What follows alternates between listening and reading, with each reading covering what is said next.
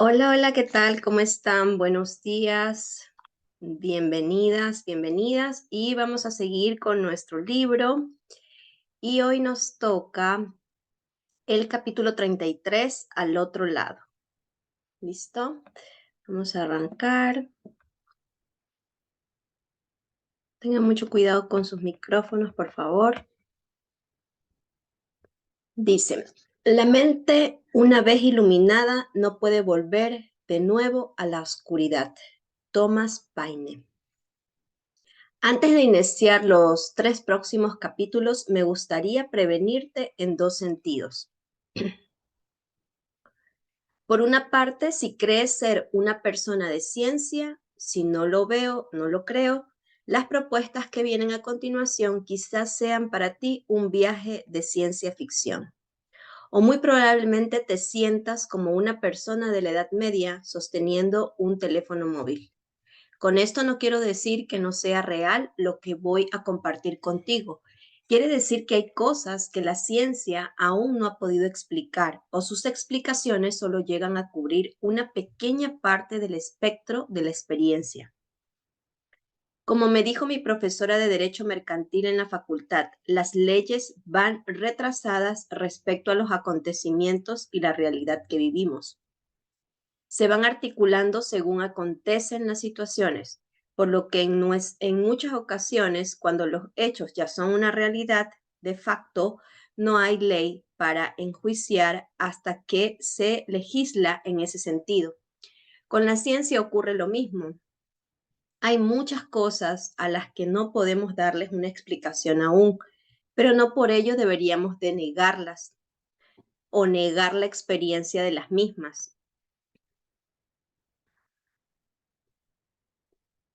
El hecho de cerrarnos en banda o negar algo con rotundidad por no ser capaces de explicarlo está mostrando una faceta nuestra relacionada con el miedo atroz hacia aquello que no podemos controlar, aunque efectivamente puede estar ahí.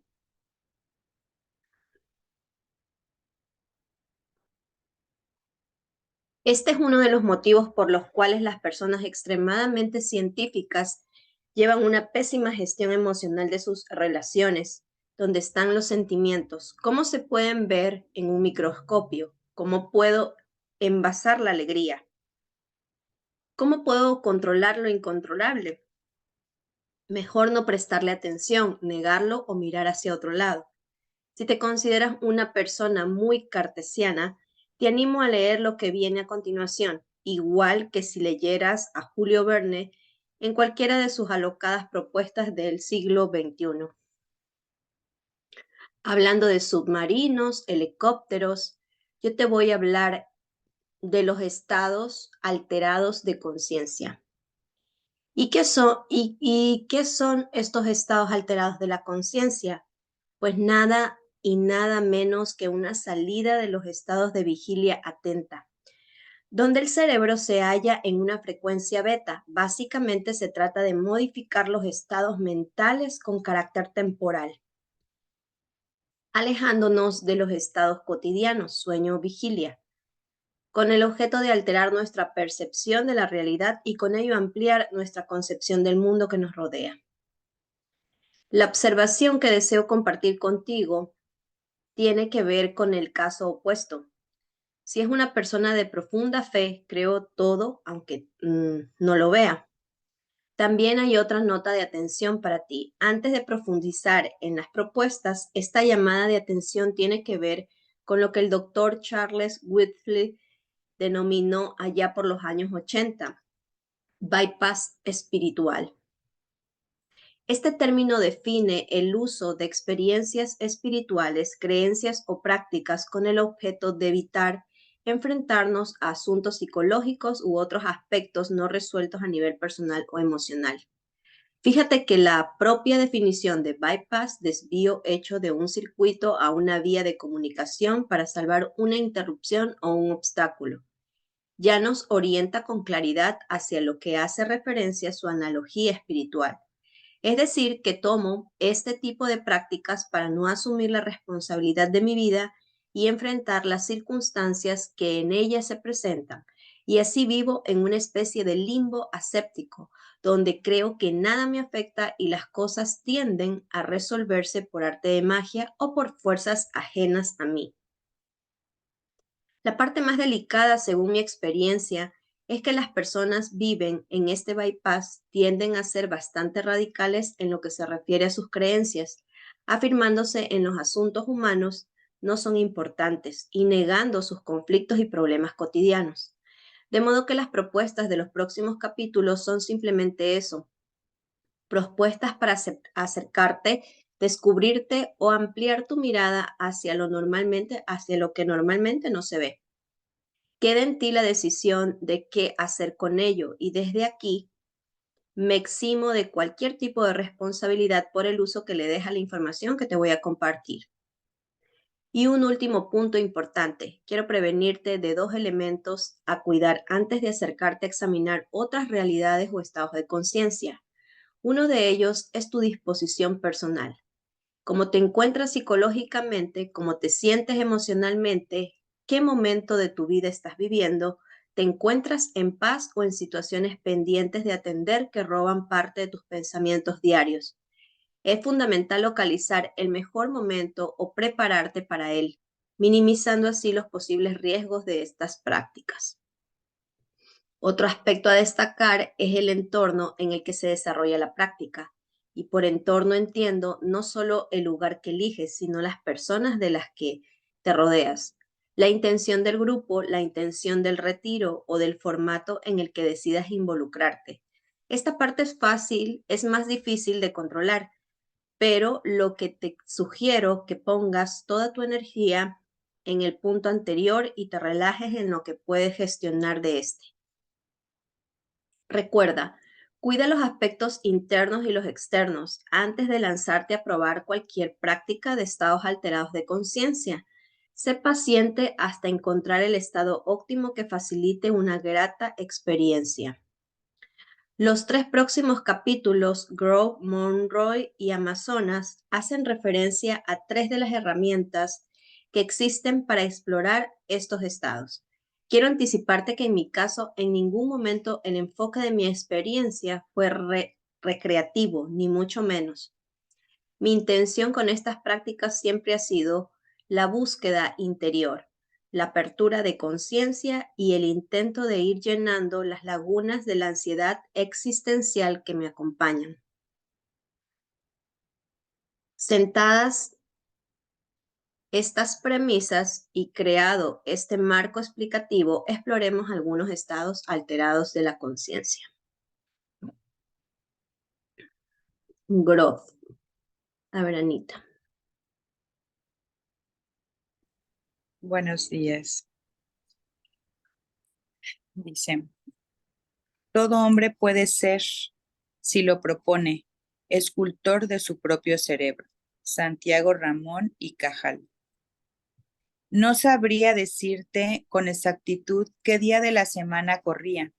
Llevaba varios en unos de mis retiros y las experiencias vividas me alejaban cada vez más del tiempo material. Era temprano, salía de la sesión matutina de meditación de 30 minutos y me dirigía en riguroso silencio, junto a los compañeros, a la sala de la planta superior. Chispeaba. La humedad del ambiente hacía que el aire respirado con aroma a encina y tierra mojada fuera todo un baño para los sentidos. Ya en la sala nos sentamos cada uno en una colchoneta mullida con una pequeña almohada y una fina manta de algodón. Se nos repartió un antifaz para eliminar la luz, la tensión de abrir los ojos y favorecer la sensación de aislamiento. No sabía qué iba a hacer y no sabía qué iba a pasar. Lo único que sabía es que llevaba 5 días transitando de experiencia en experiencia, escudriñando hasta dónde permitía mi valor, los límites de mi conciencia. La única consigna que recibí me dejó un tanto descolocado respecto a mis expectativas. Respira, túmbate sobre tu espalda y respira rápido. No pares, sigue, y cuando llegues sabrás que has llegado. Que no pare, cuando llegue, ¿dónde? Que respire rápido, pero pues imaginar mi desconcierto y asombro, en fin, puedes imaginar mi desconcierto y asombro. En fin, no tenía nada que perder más que el propio miedo e hiperventilar durante bastante tiempo. Atrás quedaron casi 2 horas de viaje interior, de respiración, risas y lágrimas, sudor, rabia y placer, conexión, recuerdo y renacimiento, de expansión de conciencia, frío y calor. Reencuentro, visión de escuchar a mis compañeros aislarme, flotar, de no querer volver de aquel viaje, en definitiva, de respirar como nunca antes lo había hecho. Terminamos y enlazamos con 5 horas de silencio, pacto, de introspección, de dejar que se asentaran las aguas que habíamos revuelto para volver a ver el fondo con claridad, con mucha más claridad. ¿Te has parado a pensar que podemos pasar muchos días sin comer o beber nada, pero que sin respirar no pasaríamos ni un minuto con vida? La respiración, si me lo permites, es una forma de alimento con la que además podemos inducir cambios a niveles profundos de conciencia. La propuesta concreta de la respiración, te he comentado, consiste en en hiperventilar, inspiración y expiraciones rápidas, añadiendo movimiento al diafragma. Me explico. Muy básicamente se trata de acelerar el ritmo respiratorio a 2 respiraciones por segundo, aproximadamente, apoyado con el movimiento del plexo solar. La encontrarás bajo el nombre de respiración holotrópica, que es una técnica psicoterapéutica desarrollada por los psiquiatras Stanislav Grof y Cristina Grof. Una técnica, una técnica permite el acceso a estados no ordinarios de conciencia, alcanzar una mayor autocomprensión y facilita el acceso a la raíz de los problemas emocionales, psicosomáticos, pero desde una perspectiva racional, sino accediendo directamente a cierta liberación de los nudos del pasado. Parece que el origen de las propuestas modernas en torno a esta rápida respiración está basada en la Kapalabhati, una de las técnicas de control de energía procedente de las respiraciones que propone el yoga, pranayama. La traducción del Kapalabhati también llamada respiración de fuego. Vendría a ser algo como la suma de cráneo más luz. Para entendernos, una limpieza del cerebro o un aporte de claridad al mismo. Lo voy a compartir contigo a continuación. Es una práctica más suave, más cotidiana y que no requiere supervisión. Además, tiene beneficios directos en un plano más físico. Para realizar con seguridad esta respiración, asegúrate de respetar las cuestiones que detallo a continuación. No la practiques después de haber comido. Si lo haces de noche, has de saber que puedes alterar el sueño. No practiques si padeces hipertensión. No la practiques si padeces enfermedades del corazón. No la practiques si padeces vértigo. No la practiques si padeces úlceras o hernias. No la practiques durante el embarazo o en periodos de menstruación. No la practiques si padeces afecciones pulmonares declaradas o efisemas. No la practiques si padeces problemas en los órganos abdominales. Ahora sí, una vez prevenidos, vamos con la técnica. Permanecer en una posición sentada, dado que si no te produce algo de mareo, estarás en una posición sin riesgo alguno. Y tomas unas respiraciones previas profundas, observando cómo se expande y contrae el diafragma. Puedes mantener los ojos cerrados si lo deseas. Durante el ejercicio, pon más atención en la exhalación y el movimiento con el que el diafragma empuja los pulmones hacia arriba y el abdomen empuja hacia la columna. De este modo, el movimiento ascendente y descendente del diafragma facilitará que el aire vaya entrando y saliendo. Es decir, presiona los músculos abdominales para expulsar el aire y la inhalación se producirá naturalmente al bajar el diafragma. De ahí que tu atención se detenga que centrar en la exhalación. Comienza haciendo un par de series de 10 respiraciones por la nariz, manteniendo la boca cerrada. Recuerda que la inhalación se produce naturalmente. El ritmo debería ser de 2 exhalaciones por segundo aproximadamente. Entre serie y serie, finaliza con una respiración profunda y retén durante unos segundos antes de expulsar suavemente el aire. Al cabo de unos días de práctica regular, ve incrementando las series hasta 5 o 6 después de unas semanas. Mantén las series y aumenta las respiraciones hasta 20 o 30, respetándote siempre en el proceso. Con la práctica de Kapalabhati, el cerebro se llena literalmente de sangre rica en oxígeno. Favorece la claridad de pensamiento y la renovación de los tejidos corporales, fruto de la limpieza de los vasos sanguíneos. También se eliminan impurezas en la sangre y se mejoran los sistemas circulatorios y respiratorios. Al respirar a un ritmo acelerado, se reduce la cantidad de monóxido de carbono.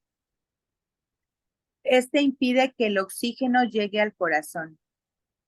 Los constantes movimientos de ascenso y descenso del diafragma estimulan el estómago, el hígado y el páncreas, entre otros órganos. Y como puedes imaginar, las cavidades nasales, así como los pulmones, se purifican.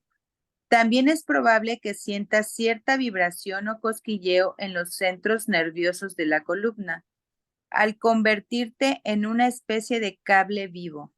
Puedes llegar a sentir el flujo de la corriente nerviosa. Espero que puedas integrar puntualmente la práctica Kapalabhati y sus beneficios en tu vida. Y si sientes que es el momento de ahondar en aspectos más profundos de tu conciencia, recurre entonces a la respiración holotrópica. Gracias, Monroe. Lucy.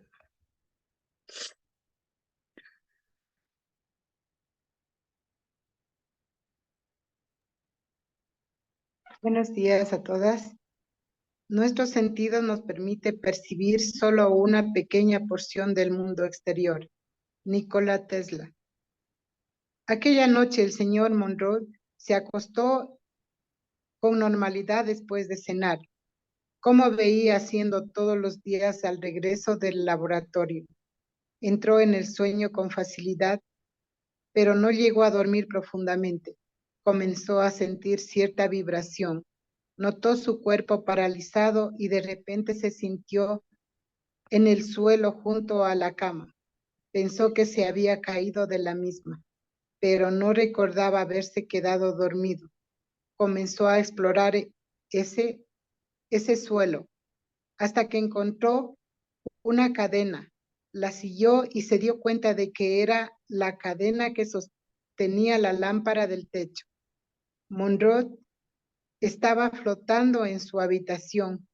Miró hacia abajo y vio a su mujer durmiendo. Para su asombro, él estaba junto a ella. Se estaba viendo a sí mismo. El miedo se apoderó de él, puesto que creía haber fallecido al verse separado de su cuerpo físico.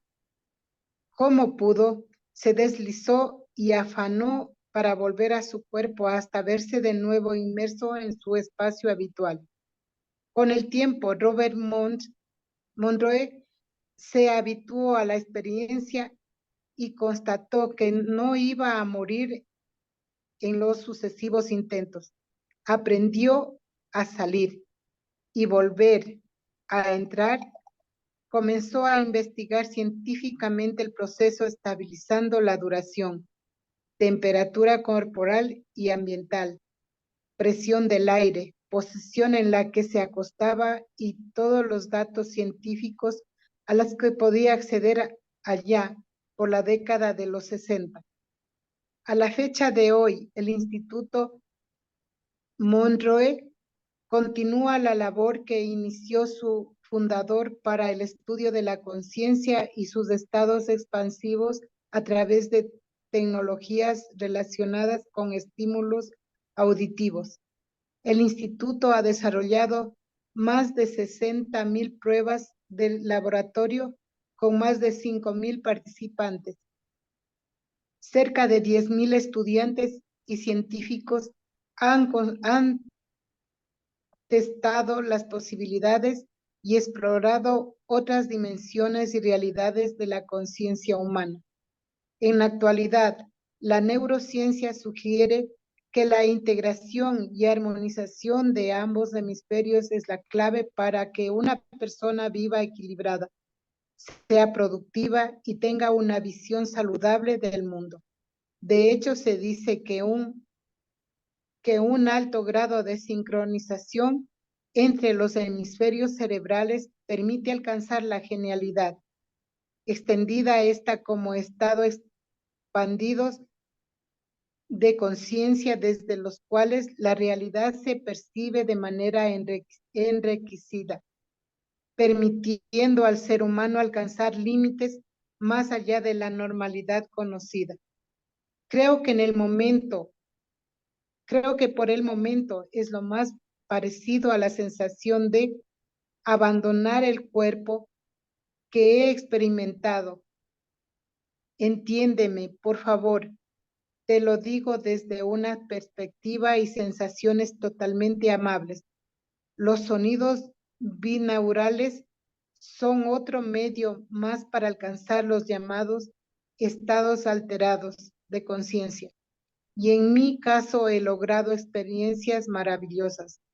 Mis vivencias, por el momento, no han sido dignas de fuegos artificiales, pero sí merecen ser incluidas en este libro. Antes de entrar en materia y compartirlas contigo, te cuento un poco de la ciencia e historia que hay detrás de ello para favorecer una actitud más abierta en ti.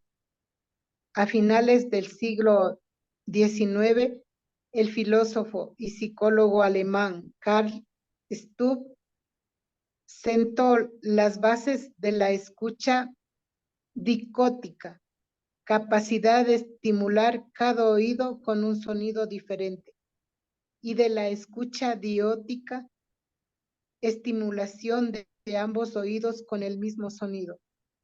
Hazte a la idea de que cuando escuchas una canción normalmente, estimulas ambos oídos con el mismo sonido. Desde los estudios de Stubb se han sucedido muchísimos experimentos científicos, tesis y hipótesis que te voy a ahorrar para ir a las partes más interesantes de esta propuesta. Como hemos visto en otros capítulos, nuestro cerebro tiene la capacidad de alterar su frecuencia en respuesta a los estímulos ambientales, entre ellos la música y los sonidos. Me explico. El cerebro vibra del 0,1 Hz y los 30 Hz pasando por diferentes frecuencias. De este modo, se ha concluido que nuestro cerebro tiene la capacidad de sincronizarse con estímulos externos, acústicos o visuales, que en consecuencia inciden en nuestro estado cognitivo y emocional. Lo interesante surge cuando descubrimos el potencial que alberga nuestro cerebro, más allá de beta, la frecuencia más habitual, y comenzamos a utilizar a nuestro favor o con ánimo exploratorio de otras realidades. Mi experiencia con los estímulos binaurales, herencia del trabajo de Monroe, aún no me ha permitido separarme completamente de mi cuerpo, pero sí he podido experimentar separaciones parciales, un brazo, una pierna, una mano, la cadera y sobre todo y a menudo la agradable sensación de flotación, pérdida de gravedad y desorientación física en el entorno en el que me encontraba. Es maravillosa la sensación de percibir cómo tu brazo o la mitad de tu cuerpo se encuentra desplazada de su parte física, como si tuvieras una entidad diferente a la habitual. Es tremendamente agradable, cómodo, suave, ligero, dúctil, único, y como estás viendo, difícil de expresar con palabras. ¿Cómo definiría un orgasmo a alguien que quiere experimentarlo por primera vez? Está claro que facilitando los medios para sentirlo más que intentarlo describir la experiencia, que siempre será incompleta. Esa es mi intención aquí.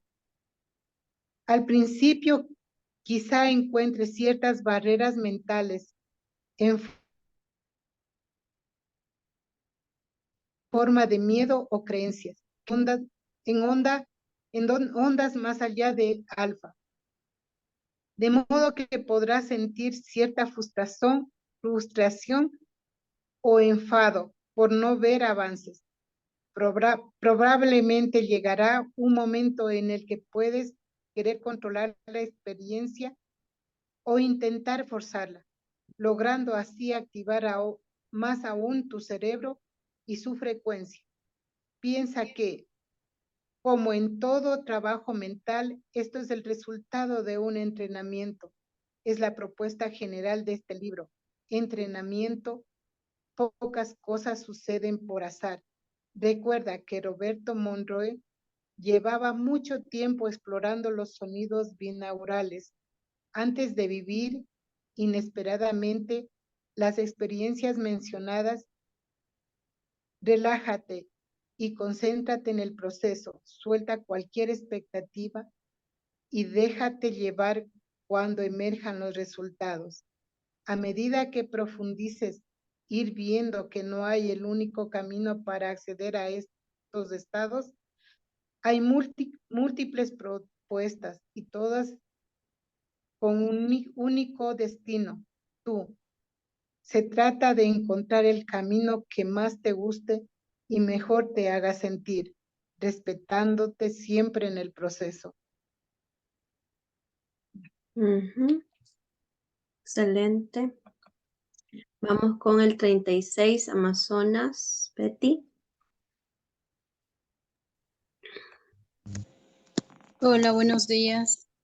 No debemos pretender comprender el mundo solo por el intelecto. Carl Jung.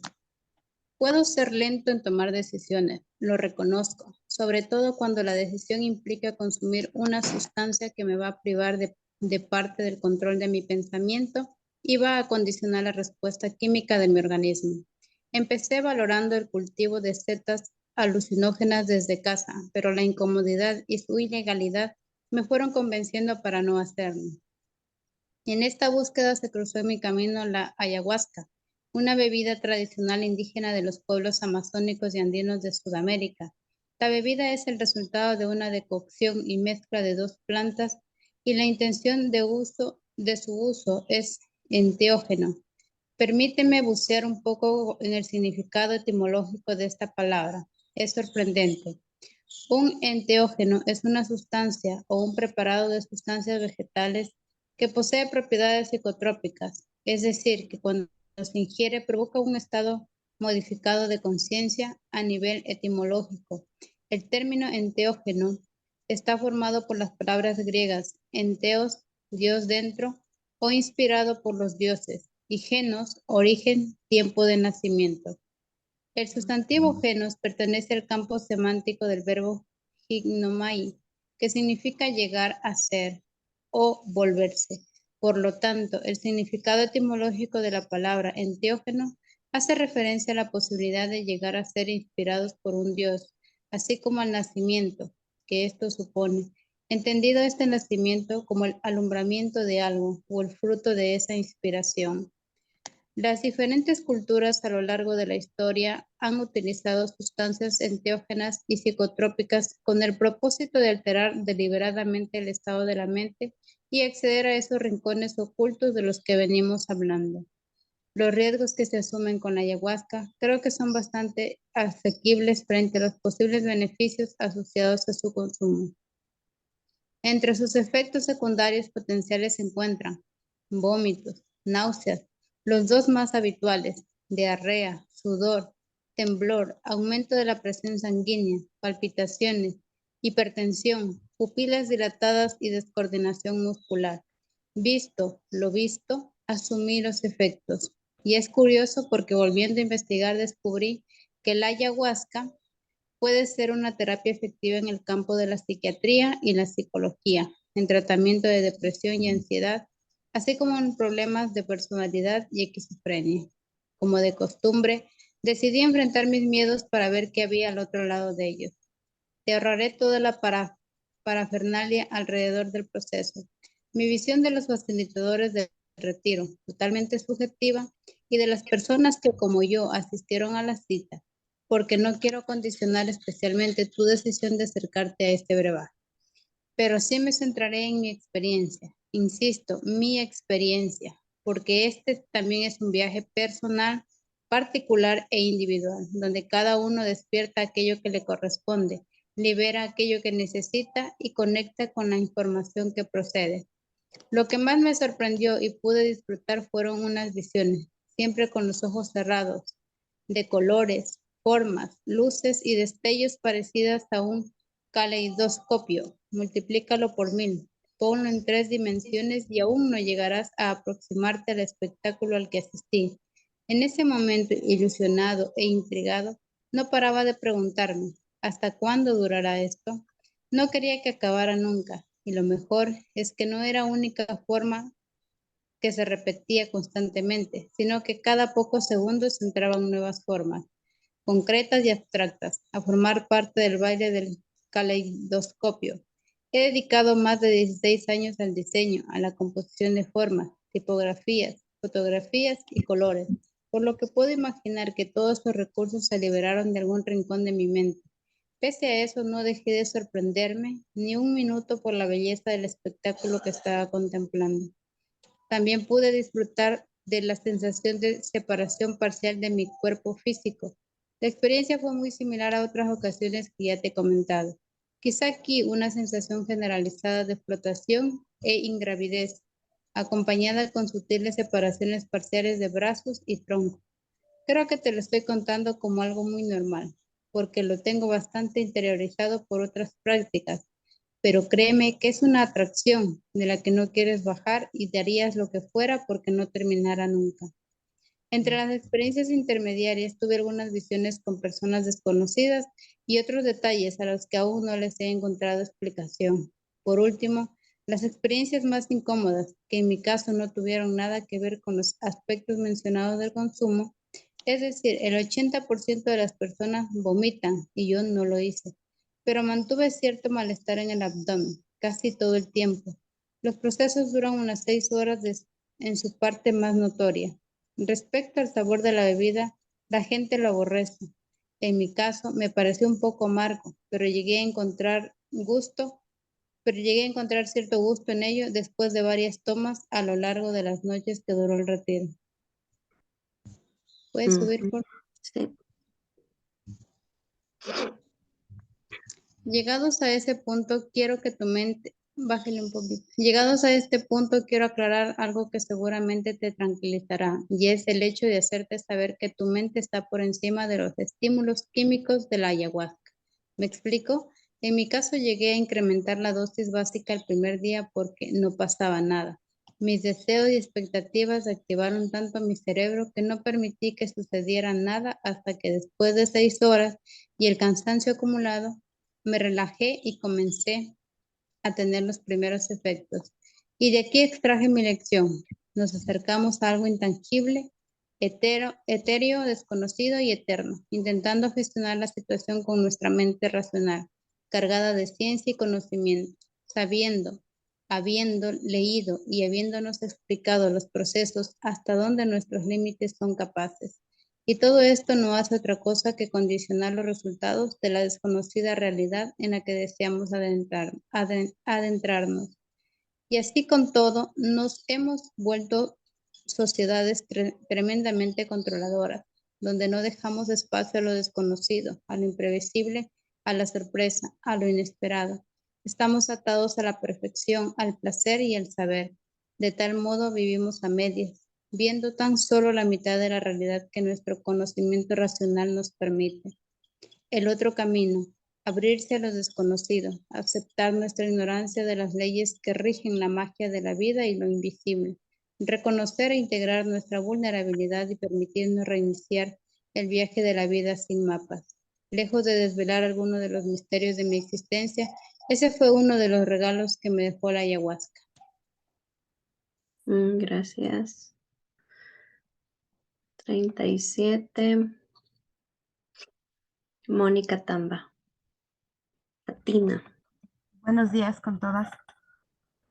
Atina. Es como si me llenara la cabeza de ideas, solo que no sabría decir cuáles son.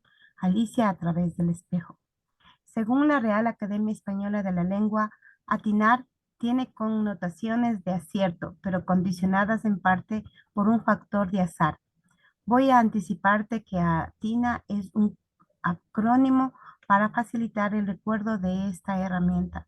Una herramienta que te ayudará a atinar en la comprensión de tus relaciones cuando comiences a aplicarla. A estas alturas del libro coincidirás conmigo en que es innegable que los acontecimientos no son iguales para todos los ojos que los observan, bien por la perspectiva o bien por la agudeza del observador. Traducido a lo que te rodea y acontece en tu vida, podemos afirmar que tú, como yo, interpretas todo lo que te ocurre. Y lo divertido del asunto es que un mismo hecho es interpretado por cada persona a su manera. Desde aquí ya puedes imaginarte de dónde proceden los conflictos en las relaciones que establecemos. Sencillo. Tú lo ves rojo, la otra persona lo ve rosa. El que opina desde fuera lo ve granate. Y el que pasa de soslayo dice que es vermellón. En casi todas las ocasiones, cuando formamos parte del debate cromático, nos va a resultar más difícil atinar en la comprensión porque nos dejamos arrastrar por nuestro ego, al que le encanta llevar la razón. Si tienes la habilidad, las ganas y la humildad de detenerte, estoy convencido de que podrás utilizar este método para comprender mejor las relaciones, incluso la que mantienes contigo. Pero veamos la escena a cámara lenta. En primer lugar, decides más o menos conscientemente dónde enfocar tu atención. Eliges una persona, una situación, un comentario, un recuerdo, y nada ocurre en tu balanza emocional. En el primer instante, nada proporciona una fuerza u otra como para generar un movimiento en tu emoción. Simplemente has tomado la primera decisión, dirigir tu atención hacia algo.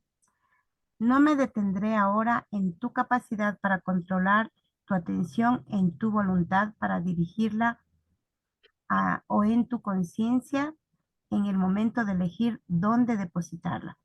En este momento es cuando decides interpretar in, y dar un sentido a aquello a lo que le has prestado tu atención, a la persona que te has encontrado, a la situación que ha ocurrido, al comentario que has oído, al recuerdo que afloró al pasar por aquella cafetería.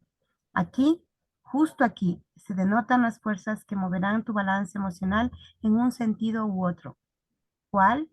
El que tú decidas darle, porque eres tú quien va a interpretar la situación y colorear el fotograma de tu película mental. Entonces, y haciendo la lectura del revés, si deseas generar un determinado estado emocional, dirige tu atención hacia aquello que posicione tu cerebro más cerca de donde te gustaría estar emocionalmente.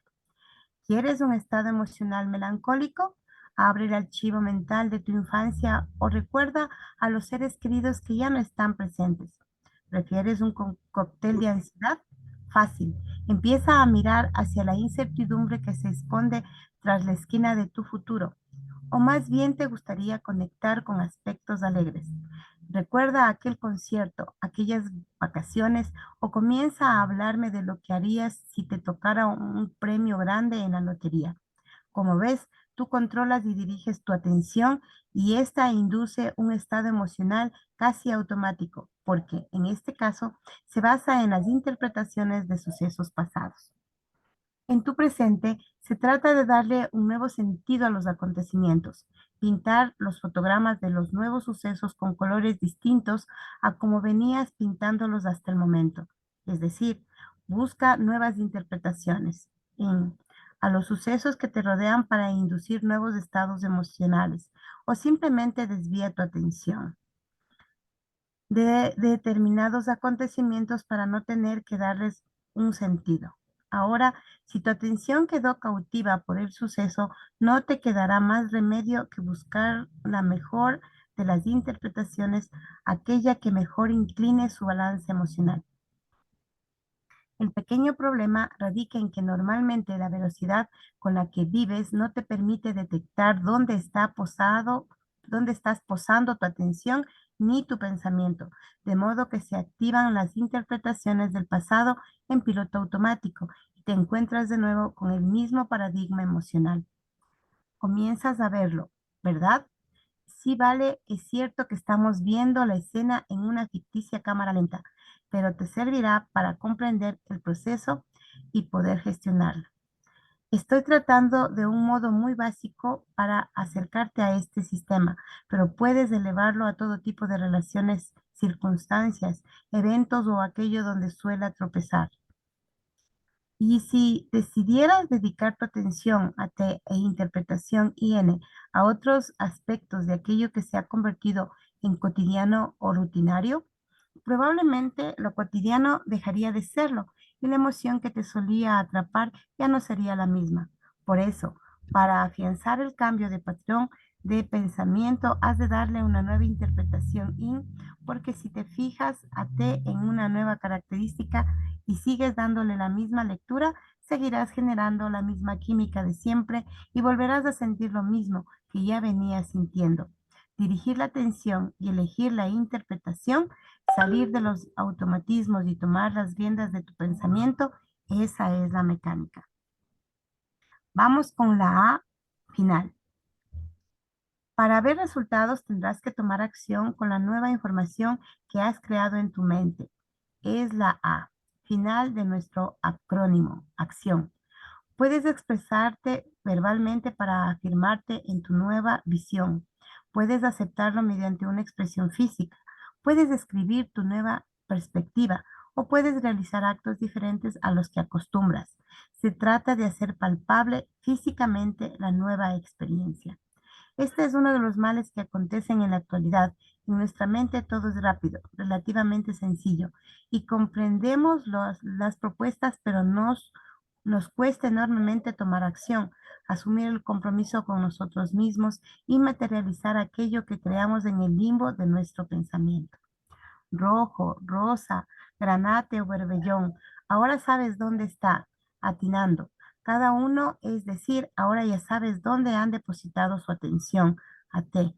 ¿Qué interpretación y N le han dado y qué acción A han llevado a cabo con esa información. Si tienes la flexibilidad de jugar con este método, estarás despertando un potencial enorme para comprender el mundo, lo que ocurre en él y sobre todo las decisiones que toman las personas en base a ello. En definitiva, habrás comenzado a atinar. Gracias. Vamos con Doris, magnetismo. Así de magnética estás. Magnetismo. El corazón tiene razones que la razón desconoce. Blaise Pascal. En 2006 tuve la oportunidad de ir a un centro médico de vanguardia para acompañar a mis padres y realizar un análisis de salud. En aquel centro, los médicos trabajaban junto a especialistas en terapias alternativas para la salud. Como invitada, tuve la oportunidad de usar alguno de los servicios que ofrecían. Entré en una sala pequeña pero confortable, me senté en una silla, conectaron unos sensores y una computadora y a su vez a uno de mis dedos. El doctor me pidió que me mantuviera tranquila y relajada mientras permanecía sola en la habitación durante la prueba. Me comentó que me diría a través de los monitores mi capacidad para relajarme y mantener el estrés. Así que comencé mi rutina habitual de meditación. Ralenticé mi respiración, relajé mi cuerpo y observé cómo deambulaban los pensamientos por mi mente. Al poco tiempo me encontré en mi estado de meditación habitual. Al cabo de unos 10 minutos, el doctor entró de nuevo en la habitación, miró el monitor y me preguntó, ¿qué has hecho, Katy? Le miré desconcertada. Según el doctor y el monitor, mi corazón había entrado en una asombrosa coherencia del 94%. Quizá hayas oído hablar de la coherencia cardíaca. A esto se refiere Katy.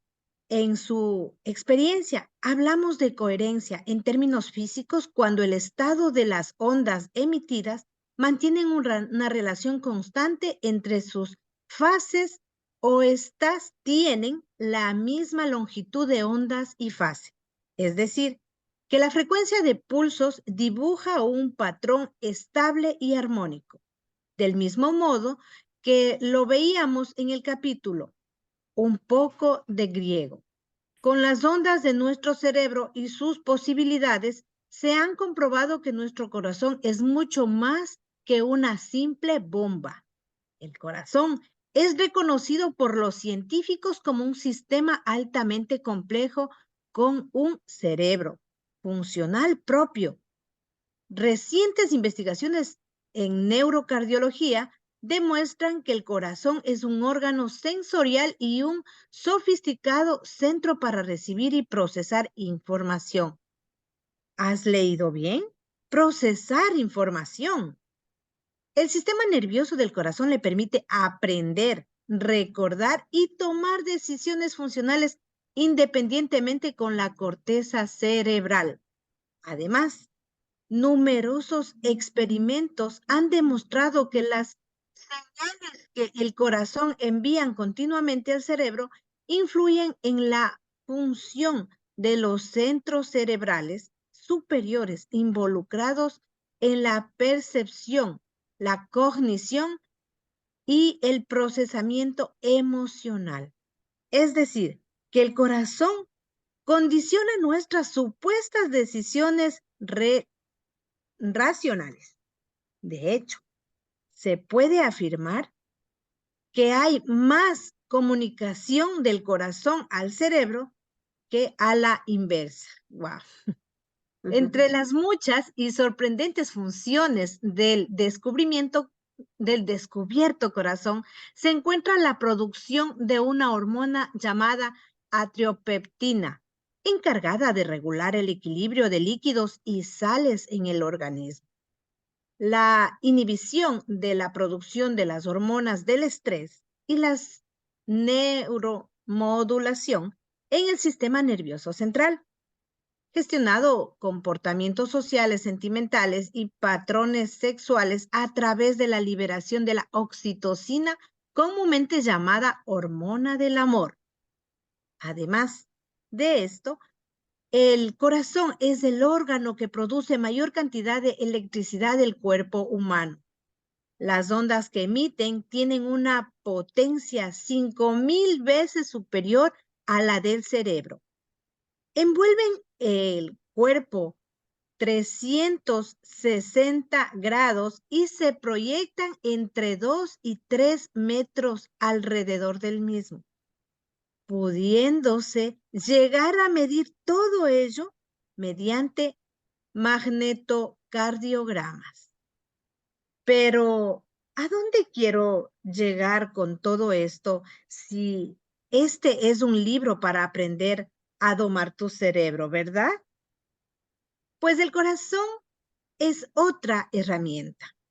Para lograrlo, una herramienta en conexión directa con nuestro centro de operaciones cuando sientes y mantienes estados emocionales de frustración, rabia o enfado, o cuando similares las señales eléctricas que emite tu corazón son caóticas, desordenadas, inestables y sin armonía, además de estar enviando este mensaje a tu cerebro y afectando a tu órgano, el corazón de las personas que se encuentran próximas a ti también está sintiendo este pulso magnético. ¿Habrás oído en muchas ocasiones que tal o cual persona tiene cierto magnetismo? Ahora probablemente cobre un sentido más lógico esa conexión. Según el estudio llevado a cabo por el doctor Rolling McCarthy y María Sayas, ayúdame. Ya.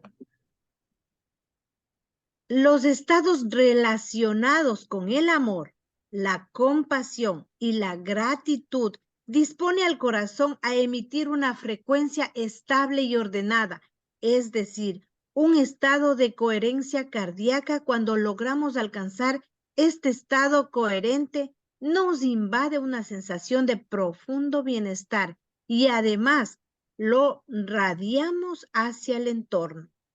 Ahora, ¿cómo lograrlo? A lo largo de este libro puedes encontrar muchas propuestas que te llevarán a ese estado coherente y sus beneficios. Pero si deseas alcanzar directamente la coherencia cardíaca, apóyate en el siguiente ejercicio que te propongo. Respira inhalando con la atención puesta en tu corazón y exhala como si lo hicieras a través del plexo solar, unos centímetros por encima del ombligo. Llega a sentir los latidos de tu pecho. No intentes controlarlos, solo obsérvalos. Siéntelos y agradece este mágico proceso que te mantiene en conexión con la vida. Qué lindo. A continuación, evoca un recuerdo agradable, el amor por alguien, un viaje preferido, una experiencia maravillosa, una persona inspiradora, una expresión de afecto. Ahora quédate ahí. Sigue respirando consciente y amablemente a medida que te establezca en ese lugar. Llegará un momento en el que sentirás que has entrado en un estado coherente. Recuerda que la conexión entre cerebro y corazón es una autopista de ida y vuelta, de modo que inducir pensamientos agradables, palabras motivadoras y emociones saludables también ayudará a establecer el patrón de ondas armónicas en ti y en consecuencia en tu entorno más cercano. ¡Qué hermoso! Ujú. Súper. Listo, ahí nos vamos a quedar. Ok, genial. Me encanta el libro.